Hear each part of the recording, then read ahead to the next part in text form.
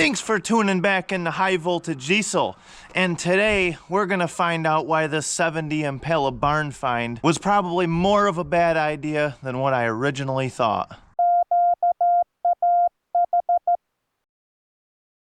So I'm gonna dip into this a little bit on this back window. That needs a lot of help. So we're gonna pull this back window out and just see how bad this lip really is. I've been having nightmares about this. I thought this car was so nice, and just look at it. It's just filled with holes. So we're gonna crawl on back here and try to figure out a strategy to take this back window out. It shouldn't be too bad because it's already just about out, because I could push on it and move it. So we got a couple different options here. Of course, it's real hard to get back here. That's not gonna work. So option one's already down. Option two, we got this really thin scraper that I sharpened a long time ago. So we're gonna try to put that, see if we can, of course the handle comes off.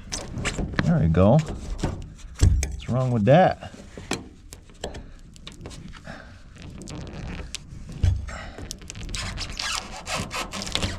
Oh, there we go. Hopefully this window just doesn't explode spontaneously because I'm using the wrong tool for the wrong job. It's actually working. Somebody's had this window out before. The biggest thing with this stuff is you don't want to get up here and pry on it. You just want to like run it along flat, which is definitely easier said than done right now.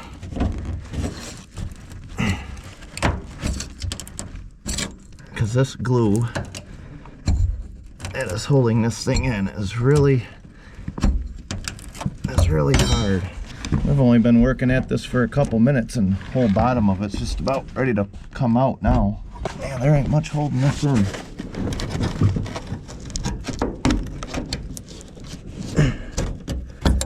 So there you have it. I'm just gonna keep working my way around and see if I can get this thing out. All right, so I found the trick.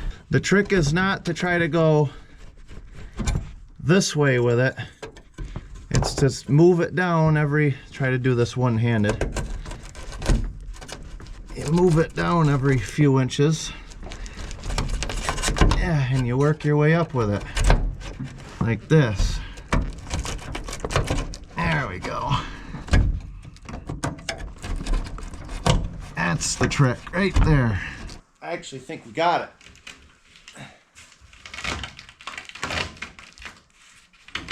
There we go.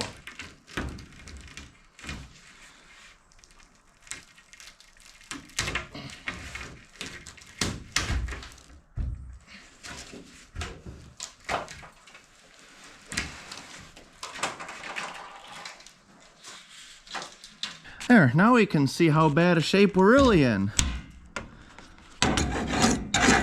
Huh. There's some holes. I figured this was gonna be pretty bad. It's actually not as bad as I was expecting, but we haven't unleashed the sandblaster or the wire brush yet.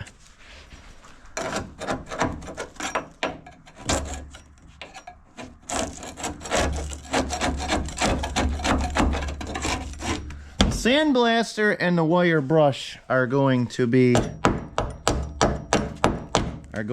the truth out of this thing.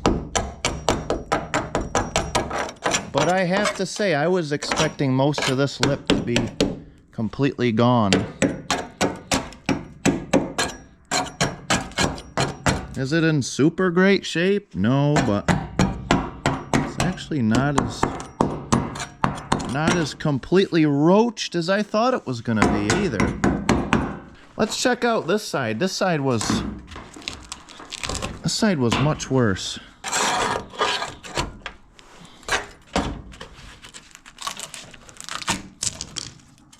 Actually, other than this spot right here, this side actually looks better. The heck is up with that? Really? I guess there is hope for this old girl after all. I was thinking I was gonna have to send it right to the scrapyard after pulling that glass out.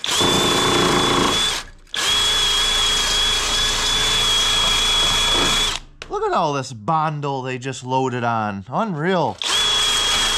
Bunch of cobblers. So whoever heard the term whack and pack before? Well, if you have and you don't know what it is, this is what it is. Wow, look at that. That's pretty bad. Man, see, look at, there's newspaper in there. So this was rotted out at some time, and then they just took a hammer and smashed all of it in, just packed it with Bondo. So they whacked it and they packed it. A lot of times they'll stuff it with newspaper and stuff like that, you know. Wow, yeah, it looks like that's rotted. That's gonna be a pretty fun project to go all the way around, but we'll get it done. I would rather have rust up there than rust down there, because I can stand up, I don't have to bend down or like lay on the ground or anything like that, especially when you have an awesome garage like this with stones on the floor. Well, we just got a solution for this now, don't we?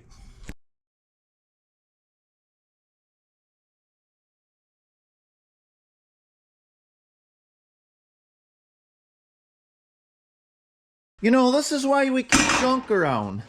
I bought like 4 boxes of these. These are side panels for lockers. And look, it comes pre-bent. I just have to bend it back to a 90. This bend here is gonna be our lip. And then I'm going to go put this in the brake, and you can see that I put a line exactly where that's gonna bend. Now,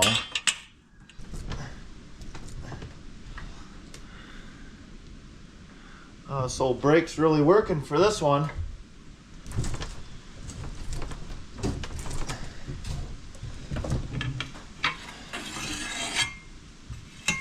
It's not really the job we were hoping for. All right, change of plans. So we're not talking like real thick steel here. I mean, we're only talking like 16 gauge, which I guess this machine here is rated for 20 gauge and less. And actually, I think that's more like 18 gauge. So I guess it's just a little too thick, because I was really reefing on that lever. And like, these had really good reviews, except for when you try to give them more than what they can handle, which I'm kind of disappointed, because I thought for sure, now I haven't used this thing that much, but I thought for sure that it would handle that a little better. But anyway, I know this one will handle it. I was kind of looking forward to using that one because I haven't used it a lot, but so we're just gonna go to Old Faithful here. Probably should have just did that in the first place. So this one here has just got like 2 cams on it on each side like this, and then just lock her down.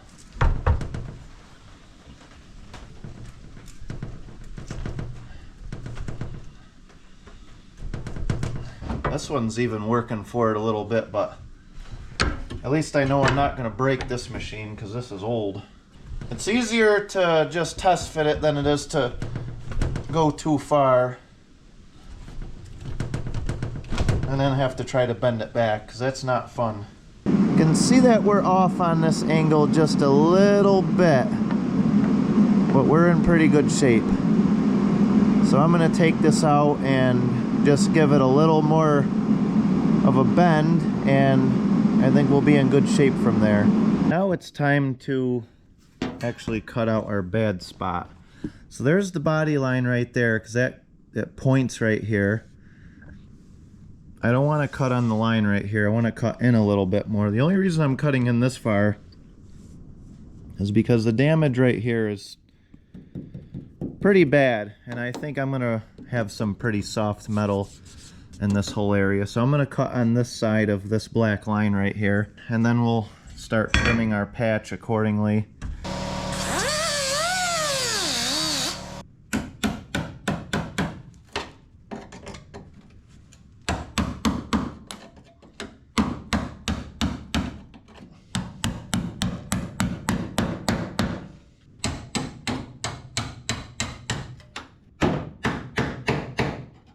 Look at this crap.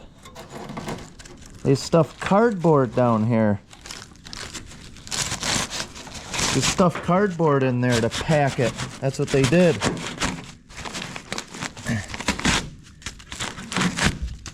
They stuffed a bunch of cardboard in there to make a backing to hold their Bondo. Look at this. This poor car doesn't deserve this. Man. So it takes some work getting some of these spot welds off, especially when they're rusty like this and you can't see where the actual spot welds are. We're getting there. Alright, here we go.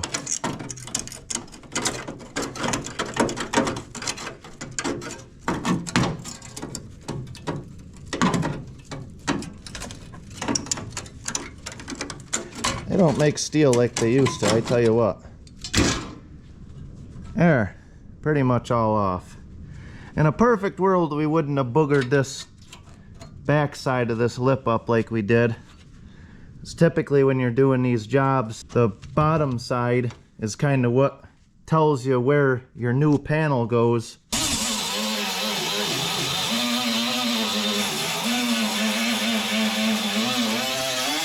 So we finally got our piece doctored up, and it's looking pretty darn good.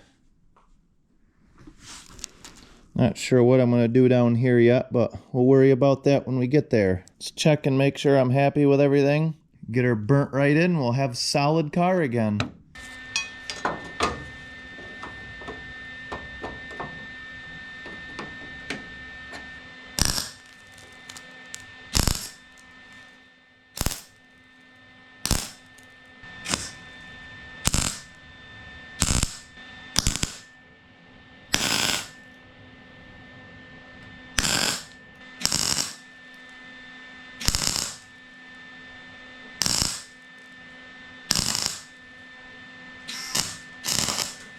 So the trick to welding a lot of this stuff without it warping too bad is to make tack welds apart and then cool it off.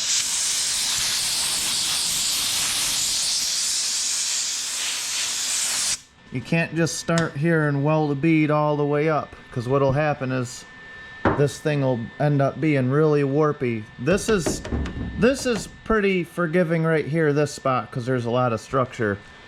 But if you were going to cut something like, say right here for example, on this long straightaway and try to weld it, you got to really take your time.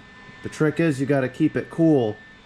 Do like every, right where these holes would be kind of thing, like every 6 inches, and then work your way down and just keep going around. It takes forever doing it that way, but you're going to save yourself a lot of hassle in the long run trying to get something straight again. So if you're in a hurry doing something like this, then that's not the time to do it. That's looking very good right there. It's nice and straight. It's exactly what we want. And of course I lost a ton of footage of me welding and grinding that piece in, and didn't realize it until we got to this spot. It went pretty good. And I went through and did the entire bottom all the way across the sail panel kind of the same way, and now it's time to start doing body work.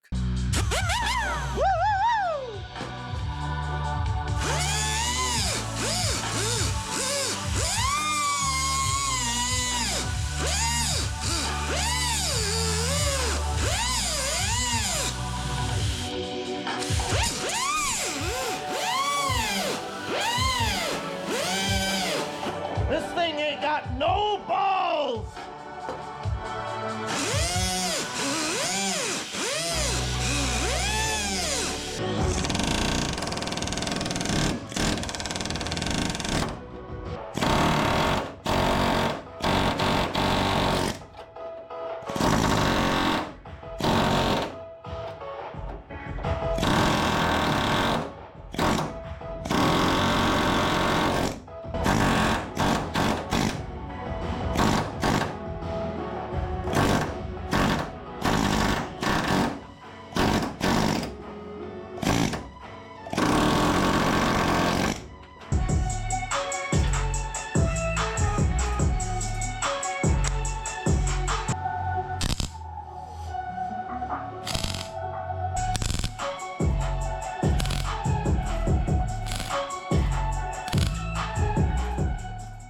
And here it is. I got it all in primer, all ready to paint, pretty much ready to go. Man, I don't know what happened to all that lost footage. I have no idea why a lot of this didn't get recorded, and it just kind of irritates me because I just can't find out what happened to it. Let's check out this trashy job we did. So I got this thing all in primer, all the way down to here.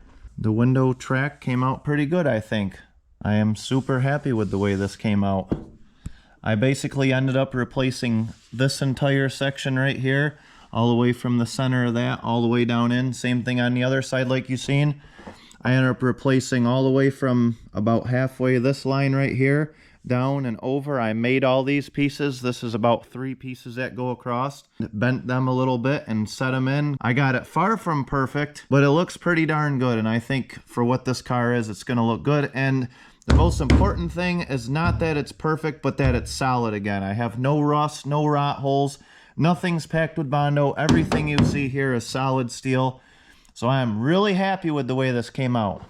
So as I promised you on the Thanksgiving video, we are going to lay down some of this nice paint. So we have ultimately decided to paint this color right here, this lighter turquoise. And yeah, in the camera it looks pretty milky, but in real life, trust me, it's really brilliant blue and bluish green kind of color. It's not milky at all.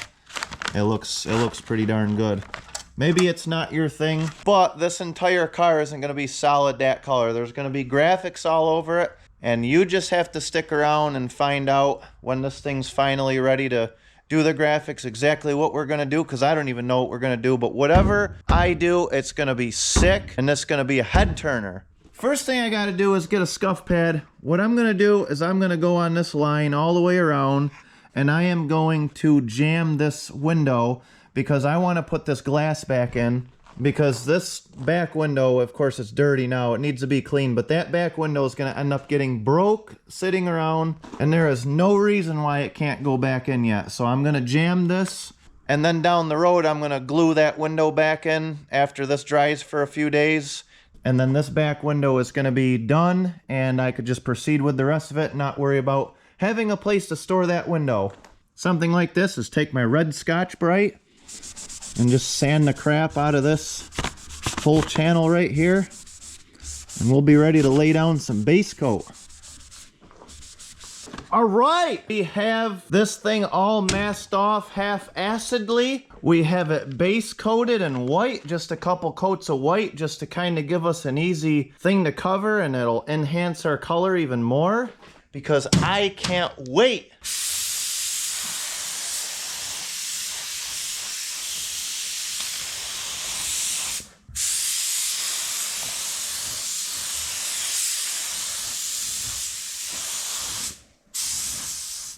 You know, how is it that anytime you paint something, and you body guys will know what I'm talking about, the paint always looks different on the car than it does on the paint test part or the color chip or anything like that. I am in more love with this color than I was.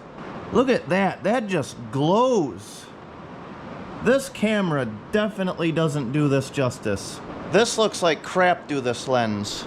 But in real life, this is like glowing. Just like the lime green on the Duster.